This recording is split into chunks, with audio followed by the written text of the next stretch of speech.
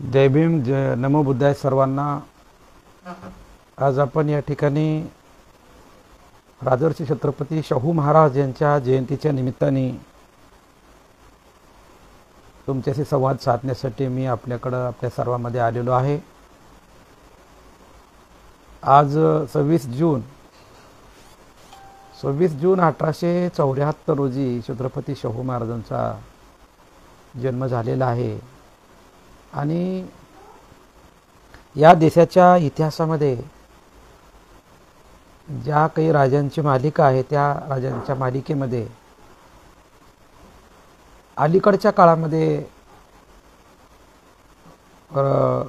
जर आपण बघितलं तर छत्रपती शाहू राजांचं जे काही काम आहे, जे सामाजिक बांधिलकी आहे, ही अत्यंत महत्त्वपूर्ण राहिलेली आहे. आपण इतिहासामध्ये अनेक राज्य बघतो आहोत. अनेक राज्यांनी आपल्या राज्यपदाचा किंवा आपल्या राजकीय पॉवरचा, पोझिशनचा किंवा राजवैभवाचा उपयोग जो आहे तो स्वतःच्या स्वार्थासाठी नाही, तर आपल्याला मिळालेलं राजवैभव आहे तर ते त्याचा उपभोग घेण्यासाठी, स्वतःसाठी नाही, तर गोरगरीब आणि पिचलेल्या, अडलेल्या, नडलेल्या समाजाची सेवा करण्यासाठीची ती संधी आहे.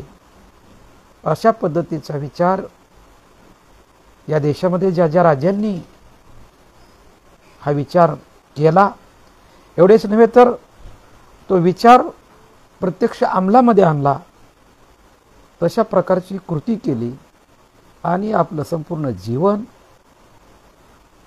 जनकल्याणासाठी, लोकांच्या सेवेसाठी समर्पित केलं, वाहून घेतलं. अशा बौद्ध वाङ्मयातील राजांचा उल्लेख आपल्याला सगळ्यांना माहिती आहे. त्यामध्ये मग सम्राट प्रसेनजीत असेल, बिंबिसार असेल, अजातशत्रू असेल, सम्राट अशोक आहेत. पण अलीकडच्या काळामध्ये प्रजाहित दक्ष आणि आपला राजवैभव आणि आपली राजकीय ताकद ही समाजासाठी ची देण आहे आणि ते समाजासाठीच, समाजाच्या कल्याणासाठी, समाजाच्या भल्यासाठीच ती वापरली पाहिजेत. अशा पद्धतीचा विचार ज्या राजांनी पुढे आणला, समाजामध्ये प्रत्यक्ष याबद्दल कृती केलेली आहे, त्यामध्ये अलीकडच्या काळामध्ये राजर्षी छत्रपती शाहू महाराजांचा उल्लेख आपल्याला आवर्जून करावा लागेल. राजर्षी छत्रपती शाहू महाराज हे मूळचे, त्यांचं आडनाव जे आहे ते घाटगे, कागल या ठिकाणच्या घाटगे परिवारातले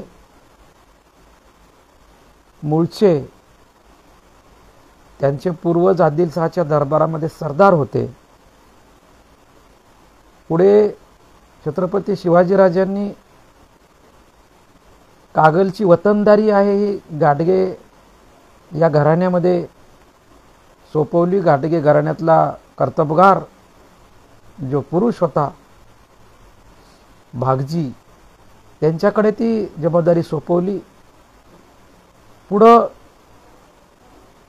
शिवाजीराजांचे दुसरे पुत्र राजारामची पत्नी आऊबाई, हिचा विवाह घाटगे परिवारामध्ये झालेला आहे. एवढंच नव्हे तर कोल्हापूरच्या गादीमधील दुसरे शिवाजी यांची जी काही आऊबाई आहे, ही आऊबाई मुलगी छत्रपती शिवाजी महाराजांच्या घराण्यातली ही जी मुलगी आहे ती बाबासाहेब घाटगे, म्हणजे बाबासाहेब छत्रपतीची बहीण, म्हणजे शिवाजी महाराजांच्या घराण्यातली ही आऊबाई, बाबासाहेब छत्रपती बाबासाहेबांची ही बहीण, ही सुद्धा बाळासाहेब घाटगेंना दिलेली आहे. आणि शाहू महाराजांचं मूळचं नाव यशवंत. छत्रपती दुसरा शिवाजीचा अहमदनगरमध्ये मृत्यू झाल्यानंतर असं म्हणतात की ब्रिटिश अधिकाऱ्याच्या वागणुकीमुळं दुसरे शिवाजी यांचा अहमदनगरमध्ये अत्यंत दुर्दैवी मृत्यू झाला आणि त्यावेळेस त्यांच्या पत्नीनी म्हणजे दुसऱ्या शिवाजींच्या पत्नीनी यांना छत्रपती शाहू महाराज म्हणजे ज्यांचं नाव यशवंत आहे त्यांना दत्तक घेतलं रीतसर. आणि रीतसर दत्तक घेतल्यामुळं छत्रपती शिवाजी राजांच्या कुळातील किंवा वंशातील अत्यंत जवळचे निकटचे वारस म्हणून यांचं दत्तक विधान रीतसर पार पडलं, कायदेशीररित्या पार पडलं. आणि मूळचे यशवंत असलेल्या छत्रपती शाहू राजांना छत्रपती शाहू महाराज म्हणून संबोधण्यात आलं आणि त्यांनी त्या ठिकाणी रीतसर गादी त्यांना देण्यात आलेली आहे. म्हणजे छत्रपती शाहू महाराज जे आहेत हे यांचे जे वंशज आहेत हे वंशज हे छत्रपती शिवाजी महाराजांच्या घराण्याशी त्यांच्या रक्ताचे नाते आहेत, त्या घरातले ते आहेत.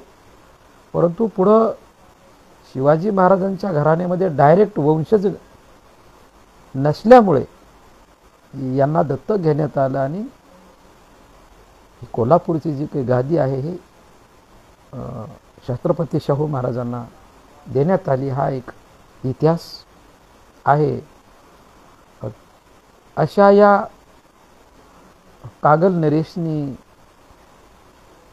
जे काही काम केलं सामाजिक, हे काम अनेक अंगांनी अनेक प्रकारचं काम त्यांनी केलं. महाराज हे अत्यंत प्रजाहित दक्ष असे राजे असल्यामुळं आणि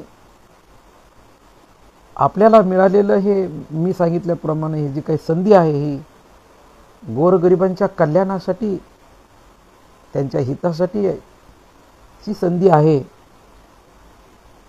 असं महाराजांनी ठरवून अशी सामाजिक बांधिलकी जोपासून छत्रपती शिवाजी राजांचे वारस शोभतील अशा पद्धतीनं त्यांनी काम केलेलं आहे. खरं म्हणजे वयाच्या अगदी 3ऱ्या वर्षी आईचं छत्र शाहू महाराजांचं हरवलं. 12व्या वर्षी शाहू महाराजांच्या वडिलाचं निधन झालं तेव्हा शाहू महाराजांचे वडील हे 30 वर्षाचे होते. वडिलाचं 30व्या वर्षी वडिलांचं वय 30 वर्ष म्हणजे शाहू राजे हे 12व्या वर्षात अशा अत्यंत कमी कालावधीमध्ये आई वडिलांचं निधन झाल्यामुळं शाहू महाराज हे पोरके झाले आणि त्यांच्यावर ही धुरा समाजसेवेची आणि राजपदाची धुरा त्यांनी अत्यंत नेटाने खंबीरपणे निभावून नेलेली आहे. आपल्या कारकिर्दीमध्ये छत्रपती शाहूराजांनी अनेक प्रजाहित दक्ष असे निर्णय घेतलेले आहेत. त्यामध्ये निराधार आश्रमांची निर्मिती करून आपल्या संस्थानातील अनेक निराधार असलेल्या लोकांसाठी निराधार आश्रमांची निर्मिती महाराजांनी केली. एवढंच नव्हे तर त्यांच्या काळामध्ये जेव्हा दुष्काळ पडला तेव्हा महाराजांनी दुष्काळी कामं आपल्या संस्थानामध्ये काढली. खरं म्हणजे राजे छत्रपती शाहू महाराज हे इंग्रजांचे मांडलिक होते आणि इंग्रजांच्या परवानगींनी त्यांना संस्थानिकाच्या बाहेरचे कार्यक्रम हे घ्यावे लागायचे. आपल्या संस्थानामध्ये त्यांनी दुष्काळी भागामध्ये अनेक दुष्काळी कामं काढली. दुष्काळी कामं काढल्यानंतर मजुरांच्या मुलांची जी काही हेळसांड आहे की मजुरांच्या मुलांची हेळसांड थांबवण्याकरिता महाराजांनी त्या ठिकाणी स्वतंत्र पाळणागृहे स्थापन केली. वेगवेगळी दुष्काळी कामे काढून लोकांच्या हाताला काम देण्याचं काम आणि दुष्काळावर मात करण्याचं काम, लोकांना गोरगरिबांना रोजंदारी देण्याचं काम आणि त्यांच्या मुलांना पाळणागृहासारख्या सुविधा निर्माण करून देण्याचं काम छत्रपती शाहूराजांनी केलं. एवढंच नव्हे तर त्यांच्या संस्थानामध्ये त्यांनी विधवांच्या पुनर्विवाहाचे कायदे काढून त्यांच्यासाठी काही खास सुविधा सवलती त्यांनी निर्माण केल्या. परित्यक्त्या यांच्यासाठी सुधारगृहांची निर्मिती महाराजांनी त्यांच्या कार्यकाळामध्ये केलेली आहे. याशिवाय त्या काळामध्ये जी काही प्रचंड जातीयता आपण बघत होतो की जी आज सुद्धा आपल्याला ती जातीयता थोडीफार पाहायला मिळते मोठ्या प्रमाणातच म्हणूया. त्या काळामध्ये अस्पृश्य वर्गाला गावच्या पारावर यायला बंदी होती. अशा काळामध्ये महाराजांनी कुलकर्ण्यांची वतनदारी किंवा कुलकर्णी हे पद थांबवून रद्द करून त्या ठिकाणी तलाट्यांच्या नेमणुका केल्या आणि अनेक ठिकाणी अस्पृश्यातले तलाठी त्या ठिकाणी नेमण्यात आले. अर्थातच ज्या समाज घटकांना पारावर शिवून घेतलं जात नव्हतं अशा महार तथा अस्पृश्य समाज घटकातून अनेक तलाठी निर्माण झाले आणि ते गावच्या पाटलाच्या सोबत बसून गावचा कारभार करू लागले. अशा पद्धतीची एक आगळी वेगळी क्रांती करण्याचं काम.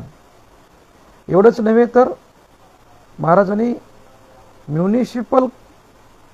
म्युनिसिपाल्टीचा अध्यक्ष अस्पृश्य वर्गातून निवडला आणि एक नवीन पायंडा घालून दिला की अस्पृश्यातून म्युनिसिपाल्टीचा अध्यक्ष असू शकतो. अशा पद्धतीचा क्रांतिकारी निर्णय कदाचित त्या परिस्थितीमध्ये संपूर्ण भारतामध्ये म्युनिसिपलचा अध्यक्ष करण्याचे एक वेगळेपण हे निश्चितपणाने महाराजांच्याच खात्यावर जाऊ शकेल असं म्हणायला काही हरकत नाही.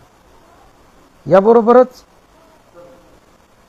त्यांच्या कार्यकाळातील जे उदाहरण सर्रासपणे सगळीकडे देण्यात येते आणि जे अत्यंत क्रांतिकारी अशा पद्धतीचा जो निर्णय आपण म्हणू, अस्पृश्य उद्धार आणि अस्पृश्यता निवारणाची चळवळ करत असताना महाराजांनी अनेक क्रांतिकारी निर्णय घेतलेले आपल्याला दिसून येतात. त्यामध्ये आवर्जून उल्लेख आपल्याला करता येईल की जेव्हा महाराज हे संस्थानाच्या बाहेर होते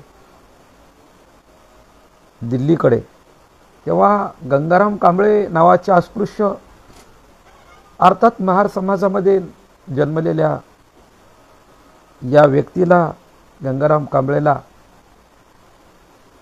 तिथल्या सवर्णांनी चाबुकाने फोडून काढलं. कारण त्यांनी सार्वजनिक पाण्याच्या हौदाला स्पर्श केला होता. तेव्हा त्याला अत्यंत वाईट पद्धतीने जेव्हा मारहाण करण्यात आली सुवर्ण मंडळीकडून, जेव्हा महाराज संस्थानामध्ये परतले तेव्हा गंगाराम कांबळेंनी आपलं शरीर दाखवून ही हकीकत त्याच्यावर जी बेतलेला प्रसंग आहे हा महाराजांना सांगितला. महाराज गहिवरले. गंगाराम कांबळेच्या अंगावरील माराचे ओळ बघून महाराज गहिवरले आणि याच्यासाठी काहीतरी केलं पाहिजे अशा पद्धतीचा विचार महाराजांच्या मनात आला आणि पुढं चालून लवकरच महाराजांनी गंगाराम कांबळेला भर चौकामध्ये मुख्य रस्त्यावर हॉटेल टाकून दिलं आणि मग महाराजाचा खडाडा म्हणजे त्यांची जी काही घोडागाडी म्हणू आपण, ही घोडागाडीतून महाराज मुद्दाम त्या रस्त्यावरून जात असताना गंगाराम कांबळेच्या हॉटेलच्या पुढं थांबायचे आणि गंगारामला आदेश द्यायचे की चहा घेऊन ये म्हणून. आणि गंगाराम चहा घेऊन यायचा. महाराज आणि महाराजासह सगळी बसलेली जी काही मंडळी आहे, मग ते ब्राह्मण असतील, प्रभू असतील, शेनवी असतील, जी काही सवर्ण मंडळी कोणी असेल, महाराजासोबत बसलेली सगळी मंडळी ना सुद्धा मग चहा प्यावा लागायचा. महाराज गंगाराम कांबळेच्या चहाचा फुरका ओढत, किती सुंदर चहा आहे असं चहाची वाहवा करत चहा प्यायचे सार्वजनिक ठिकाणी थांबून. ही त्या काळातली मित्रहो अत्यंत क्रांतिकारी घटना, गंगाराम कांबळेच्या हॉटेलवर चहा पिण्याची घटना जी आहे, ही एक आगळीवेगळी घटना. एक राजा आपलं स्टेटस, आपला दर्जा, आपलं मोठेपण, आपला मान, मरातब, सन्मान विसरून बाजूला ठेवून गंगाराम कांबळेला हॉटेल टाकून देतो आणि आपल्या लवाजम्यासह गंगाराम कांबळेच्या हॉटेलवर येऊन चहा घेतात. अशा पद्धतीचं इतिहासातलं एक क्रांतिकारी उदाहरण ज्याला आपण म्हणू, हे उदाहरण महाराजांच्या काळामध्ये आपल्याला बघायला भेटतंय. त्या काळामध्ये अर्थातच शिक्षणाच्या बाबतीमध्ये अस्पृश्य, दलित, मागास घटक हा अत्यंत बॅकफूटवर होता. एक पुण्याच्या इंग्लिश स्कूलमध्ये जर आपण न्यू इंग्लिश स्कूलमधलं जे उदाहरणादाखल जर आपण विचार केला तर त्या स्कूलमध्ये त्या काळामध्ये जवळपास 983 एवढ्या संख्येपैकी 911 विद्यार्थी हे केवळ ब्राह्मण जातीचे शिक्षण घेत होते. म्हणजे 983 पैकी 911 मुलं हे पुण्यामध्ये न्यू इंग्लिश स्कूलमध्ये एका ब्राह्मण घटकातून शिक्षण घेत होते. आणि मग बाकीचे 70 काय असतील उरलेले हे सगळ्या बाकीच्या मराठा, लिंगायत, अशा सगळ्या धनगर, ख्रिश्चन, अशा सगळ्या घटकातून मग एवढे विद्यार्थी असत. हा रेशो जो आहे तो, हा रेशो महाराजांनी जाणलेला होता.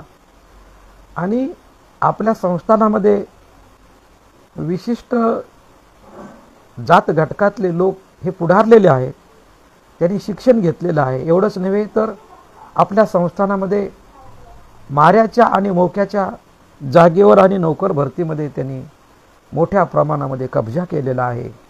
ही गोष्ट महाराजांच्या लक्षात आली आणि त्यासाठी कृती कार्यक्रम महाराजांनी आखलेला होता. त्या कृती कार्यक्रमामध्ये मग स्वतंत्र शाळा, वसतिगृह, अस्पृश्यांच्या मुलींसाठीच्या शाळा, अस्पृश्यांच्या मुलांसाठीचे वसतिगृह, एवढंच नव्हे तर मराठा प्रिन्स शिवाजी मराठा वसतिगृह, अशा प्रकारचे वेगवेगळ्या नावांची वसतिगृह महाराजांनी त्या ठिकाणी काढली. प्रिन्स शिवाजीच्या नावाने असलेलं वसतिगृह, प्रिन्स शिवाजी मराठा वसतिगृह जरी नाव असलं तरी त्या ठिकाणी शेनवी, धनगर, माळी, अशा पारशी, काही प्रमाणात मुस्लिम, अशा वेगवेगळ्या समाज घटकांची मुलं त्या ठिकाणी या मराठा बोर्डिंगमध्ये राहत होती, वसतिगृहामध्ये, आणि ते शिक्षण घेत होती. एवढंच नव्हे तर अनेक ठिकाणी अस्पृश्यांच्या मुलांना अशा शाळांमधून, अशा वसतिगृहामधून महाराजांनी हेतुपूर्वक प्रवेश दिलेला आहे. पण काही ठिकाणी अस्पृश्यातल्याच चांबार आणि ढोर समाजाच्या जात घटकाच्या विद्यार्थ्यांनी ओरड केली की आम्ही अस्पृश्य महारमांगाच्या मुलांसोबत वसतिगृहात राहू शकत नाहीत, तेव्हा यांच्या शिक्षणावर पाणी पडेल आणि यांचे पालक जात बुडेल या भूमिकेतून मुलं शाळेत पाठवणार नाहीत. ही गोष्ट लक्षात घेऊन महाराजांनी जातवार वसतिगृहांची निर्मिती केली. अशा जातवार वसतिगृहांचा आकडा 20च्या घरामध्ये जातो उपलब्ध नोंदीनुसार.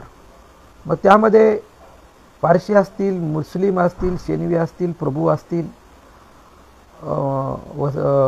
चर्मकार म्हणजे चांबारा असतील, ढोर असतील, महारामांगाच्या विद्यार्थ्यांसाठीचे वसतिगृह असतील, असे वेगवेगळे एकूण 20पर्यंतची वसतिगृह महाराजांनी काढली. अस्पृश्यांच्या मुलीसाठी स्वतंत्र शाळांची उपलब्धता निर्माण केली. एवढेच नव्हे तर या वसतिगृहाला आणि शाळांना महाराजांनी मोठ्या प्रमाणामध्ये अर्थसहाय्य केलं. हे वसतिगृह आणि बोर्डिंगात चालाव्यात म्हणून यासाठी महाराजांनी काही फंड त्याच्यामध्ये उपलब्ध करून दिले. या शाळांसाठी जमिनी इमारती महाराजांनी निर्माण केलेल्या होत्या. जमिनीची उपलब्धता, इमारतींची उपलब्धता आणि त्यांच्या भोजनाची व्यवस्था व्हावी म्हणून विशिष्ट फंडाची निर्मिती ही सुद्धा महाराजांनी त्या काळामध्ये केली. यामुळं कोल्हापूर हे वसतिगृहांच्या चळवळीचं केंद्र म्हणून संपूर्ण महाराष्ट्रात आणि भारतामध्ये त्या काळामध्ये उदयाला आलेलं आपण बघतो आहोत. याच पद्धतीने पुढं सरकारी शाळा इंग्रजांनी काढल्यानंतर महाराजांची एक गोष्ट लक्षात आली की सरकारी शाळांमध्ये या सगळ्या प्रकारच्या मुलांना जर एकत्र शिक्षण दिलं तर त्यांच्यातली जातीची जी काही गरिमा आहे ती किंवा जातीचा अभिनिवेश जो आहे, गर्व आहे, तो कमी होईल आणि सरकारी शाळांमध्ये हे सगळ्या जाती धर्माची मुलं एकत्र बसतील आणि त्यांच्यामध्ये ऐक्य प्रस्थापित होईल. या भूमिकेतून महाराजांनी पुढं या सगळ्या घटकांना या सरकारी शाळांमध्ये प्रवेश देण्याचं निश्चित केलं आणि अनेक ठिकाणी अशी मुलं एकत्रितपणे शाळांमध्ये प्रवेश घेऊ शकली. हा सुरुवातीच्या काळामध्ये वेगवेगळी वसतिगृह जरी निर्माण केली तरी लोकांना गोडी लागल्यानंतर मात्र महाराज पुन्हा व्यापक भूमिकेकडे एक सामुदायिक शाळेकडे त्यांनी आपला ओढा आणि कल हा निर्माण केलेला आपल्याला दिसून येतो. अर्थातच या सगळ्या समाज घटकामध्ये ह्या जाती कमी झाल्या पाहिजेत म्हणून पुढं चलून महाराजांनी जातवार शाळा आणि वसतिगृहाची संख्या कमी केली आणि सरकारी शाळांमध्ये सगळ्यांच्या शिक्षणाची सुविधा त्या ठिकाणी निर्माण केलेली आपल्याला इतिहासामध्ये दिसून येते. हाच किस्सा छत्रपती शाहू महाराजांच्या वसतिगृह चळवळीचा आणि शिक्षणासाठी शाहू महाराजांनी जे काही काम केलेलं आहे हे लक्षात घेऊन पुढं कर्मवीर भाऊराव पाटलांनी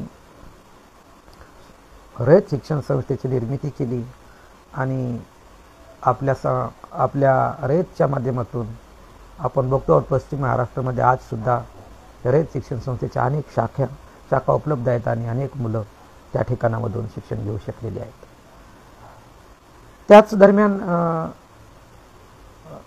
छत्रपती शिवाजी महाराजांनी मुस्लिम समाजासाठी स्वतंत्र काम केलं.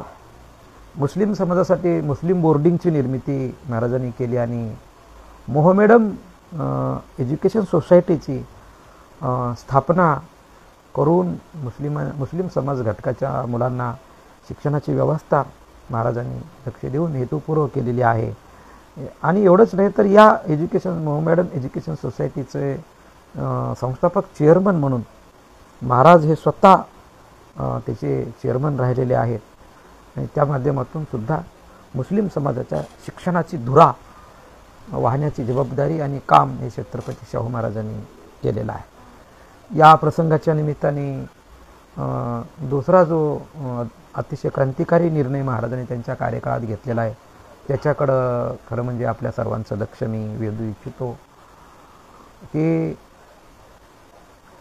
छत्रपती शाहू महाराज विलायतेला गेल्यानंतर त्यांच्या ही गोष्ट लक्षात आली की आपल्या संस्थानामध्ये खूप मोठ्या प्रमाणामध्ये जो नौकर भरती आहे तो भरणा जो आहे तो भरणा हा एका विशिष्ट वर्गाचा जास्त भरणा आहे आणि बहुजन आणि मागास घटक, अस्पृश्य घटक आणि बहुजन घटक यांचं जे काही नोकऱ्यातलं प्रमाण आहे ते अत्यंत नगण्य आहे, ते कमी आहे. म्हणून महाराजांनी 1902 मध्ये एक क्रांतिकारी जाहीरनामा, ज्याला आरक्षणाची सनद, रिझर्वेशनचं म्हणू की पहिलं क्रांतिकारी कार्य हे शाहू महाराजांनी आपल्या संस्थानामध्ये एकूण असलेल्या आरक्षणाच्या जागेपैकी 50% जागा ह्या इतरांसाठी, ब्राह्मणेतरांसाठी राखीव असतील, अशा पद्धतीचा क्रांतिकारी जाहीरनामा छत्रपती शाहूराजांनी आपल्या संस्थानामध्ये काढला. आपल्या भारताच्या इतिहासामध्ये हा जो काही आरक्षणाचा बुलगामी सिद्धांत आहे आणि ही जी काही दृष्टी आहे त्यामध्ये महाराजांनी जे घोड्याचं उदाहरण दिले की दुबळ्या घोड्यांसाठी चणे खाण्याची व्यवस्था ही वेगळी केली पाहिजेत, कारण तगडे घोडे हे लवकर सुटून धावत येऊन तो चणा सगळा खाऊन टाकतात. मात्र जे दुबळे आणि लहान घोडे आहेत, अशक्त आहेत, हे अशक्त घोडे यांच्या वाट्याला हे खाद्य येत नाही, चणा येत नाही. ही गोष्ट महाराजांनी हेरली आणि त्यावरून महाराजांनी दुबळ्यांसाठी, उपेक्षितांसाठी आपल्या संस्थानामध्ये 50% आरक्षण हे ब्राह्मणेतरांसाठी राहील अशा पद्धतीचा आदेश व हुकूम जारी केला आणि त्याची अंमलबजावणी सुद्धा केलेली आहे. हे करत असताना आपण एक लक्षात घेतलं पाहिजे की महाराजांना त्या काळामध्ये अनेकदा त्यांचे खून करण्याचे प्रयत्न आणि ब्राह्मणी मंडळीकडून त्यांना पाण्याचं काम, त्यांना अपमानित करण्याचं काम, त्यांना बेइज्जत करण्याचं काम, हे त्या ठिकाणी किंवा खून करण्याचं काम, त्यामध्ये मग टिळक हे जास्त अग्रेसर असलेले आपल्याला दिसून येतात.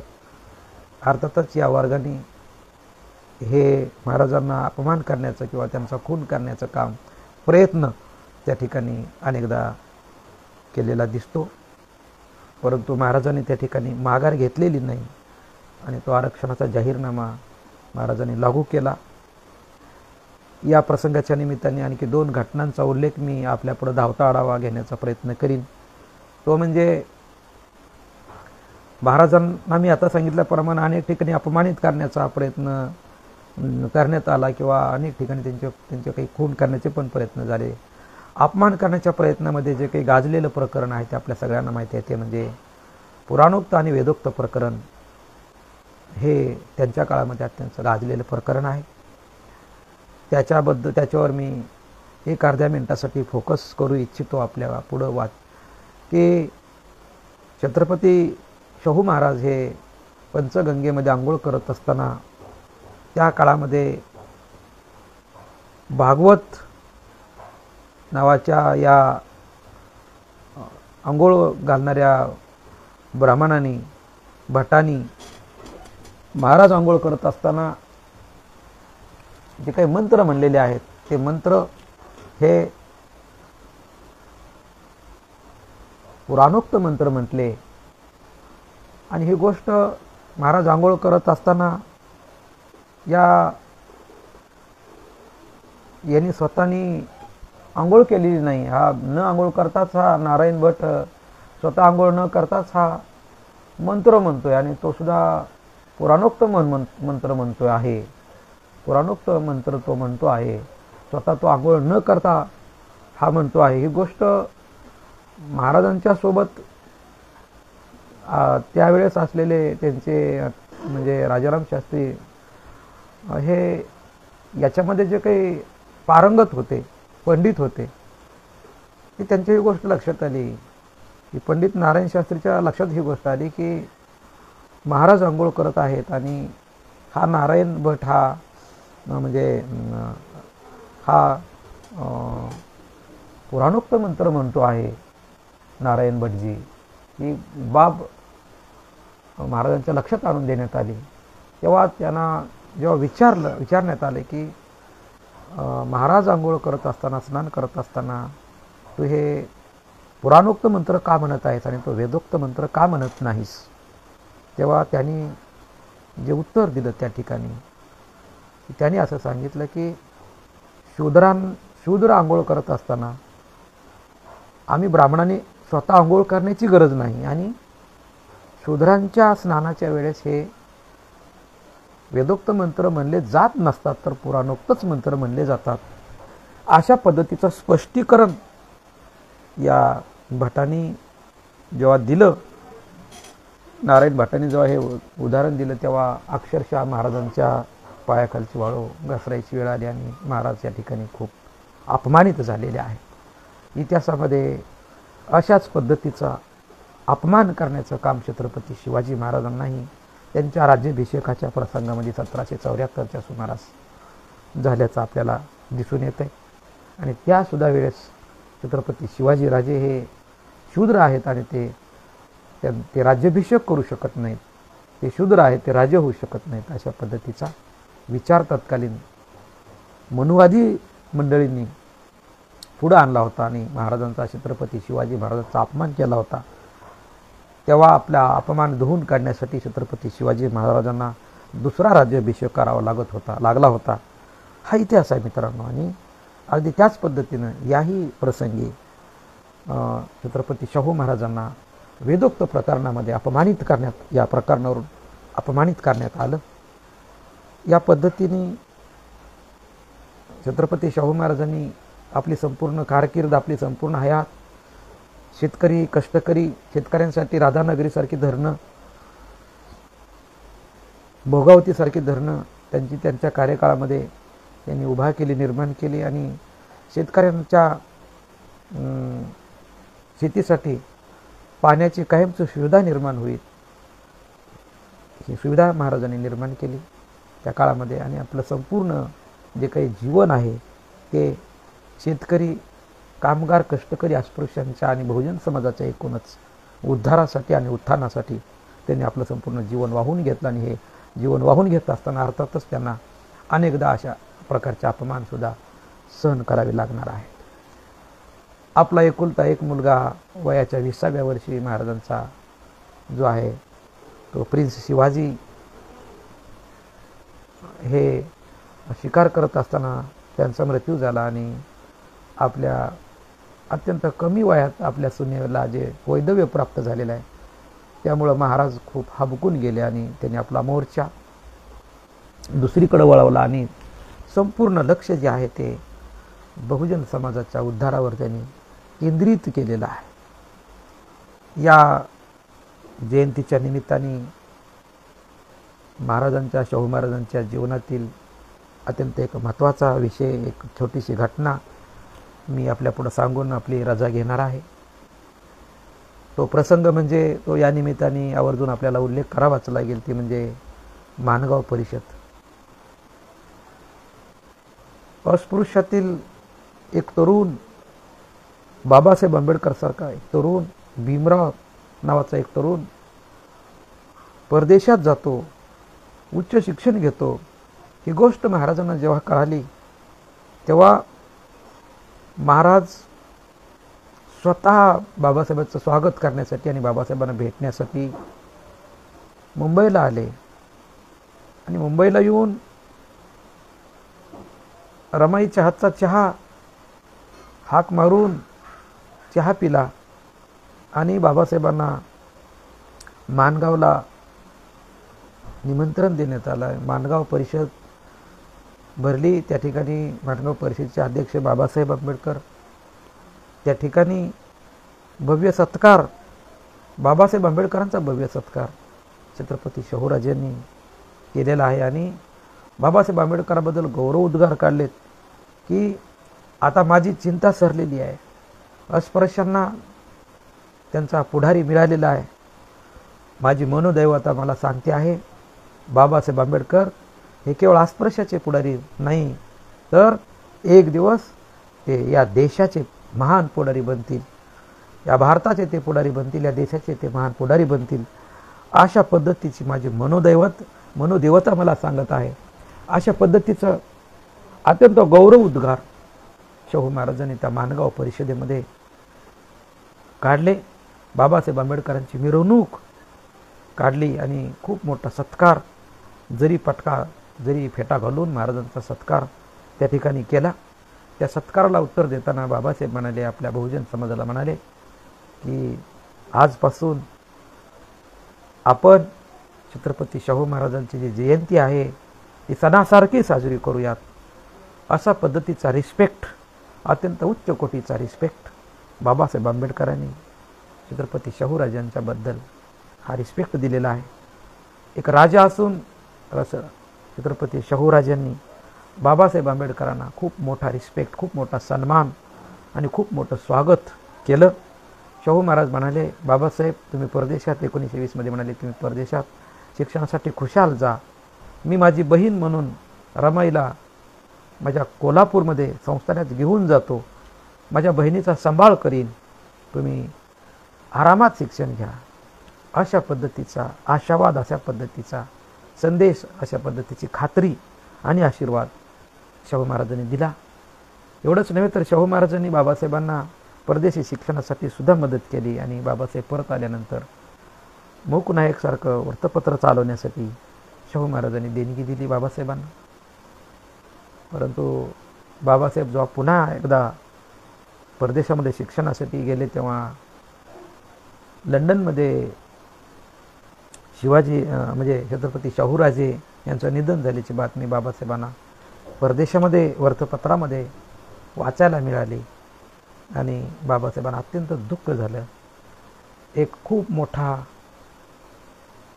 आपल्या चळवळीचा खंदा पुरस्कर्ता, जणू आपल्या एखाद्या कुटुंबातला, आपल्या घरातला एखाद्या कुटुंबातला माणूस मृत्यू झाल्यानंतर जे दुःख व्हावं ते दुःख बाबासाहेब आंबेडकरांना झालं आणि त्यांनी तशा पद्धतीचा शोक संदेश इकडं पाठवला, कोल्हापूर संस्थानामध्ये पाठवला. अशा पद्धतीने एक अत्यंत उच्च विद्या विभूषित असलेले डॉक्टर बाबासाहेब आंबेडकर आणि एक संस्थानिकाचा राजा आपलं राजवैभव विसरून बाबासाहेब आंबेडकरांचं इतकं जंगी स्वागत करतात, बाबासाहेब आंबेडकरांच्या कार्याला उचलून धरतात. एवढंच नव्हे तर आता माझी चिंता सरली आणि अस्पृश्यांना त्यांचा नेता मिळाला, नक्कीच बाबासाहेब तुमचा उद्धार केल्याशिवाय राहणार नाहीत. आणि एवढंच नव्हे तर बाबासाहेब हे संपूर्ण भारत देशाचे पुढारी बनतील, नेते बनतील असा आशावाद आणि आशीर्वादसुद्धा शाहू महाराजांनी दिला. ही दोन युगपुरुषांची, दोन महापुरुषांची भेट आणि हा संवाद आणि ही भेट आणि एकमेकाप्रती असलेला जिव्हाळा, ममतेचं आणि बंधुतेचं नातं हे इतिहासामध्ये अधोरेखित केलेलं आहे. निश्चितपणाने सामाजिक ऐक्य आणि राजा कसा असावा, तर राजा छत्रपती शाहू महाराजांसारखा असावा, हेच या निमित्ताने आपल्याला समजून येईल. तेव्हा राजर्षी छत्रपती शाहू महाराजांच्या जयंतीच्या निमित्ताने त्यांच्या झुंजार कार्याला आपल्या सर्वांच्या वतीनं आपण शतशः नमन करूयात, वंदन करूयात. असा राजा होणे नाही. इथून पुढे आपण आज बघत आहोत की लोक सत्ता कशासाठी घेत आहेत आणि सत्ता घेतल्यानंतर त्या सत्तेचा दुरुपयोग करत आपल्या पिढ्यानपिढ्याची संपत्ती परदेशामध्ये स्विस बँकामध्ये पैसे जमा करण्याचं, संपत्ती जमा करण्याचं आणि जमिनी घेण्याचं, कारखाने घेण्याचं काम आज राजकारणामध्ये होत असताना या सगळ्या पार्श्वभूमीवर छत्रपती शाहू राजांचं जे कार्य आहे ते निश्चित समाजाला दिशादर्शक अशाच पद्धतीचं कार्य राहील, यात तील मात्र शंका नाही. पुन्हा एकदा छत्रपती शाहूराजे शाहू महाराज यांच्या कार्याला त्यांच्या जयंतीच्या निमित्ताने विनम्र अभिवादन करूया. त्यांच्या कामाला सलाम करूयात आपण सर्वजण मिळून आणि अपेक्षा करूयात इतिहासामध्ये पुढे भविष्यामध्ये राजर्षी छत्रपती शाहू महाराजांसारखा राजा निर्माण होईल, प्रजाहित दक्ष, बहुजन समाजाचा नायक, मानव मुक्तीचे प्रणेते म्हणून शाहू महाराजांची ख्याती ही सदैव इतिहासामध्ये चिरंतन राहील आणि त्याच्यातून बोध घेऊन पुन्हा असाच राजा निर्माण होईल अशी अपेक्षा या निमित्ताने व्यक्त करूयात. महाराजांच्या कामाला कार्याला नतमस्तक होऊन सलाम करून मी आपल्या सर्वांची या निमित्ताने रजा घेतो. जय भीम, जय शाहूराजे, जय शिवराय, जय रमाई, जय अण्णाभाऊ. सर्वांना जय भीम. नमो बुद्धाय.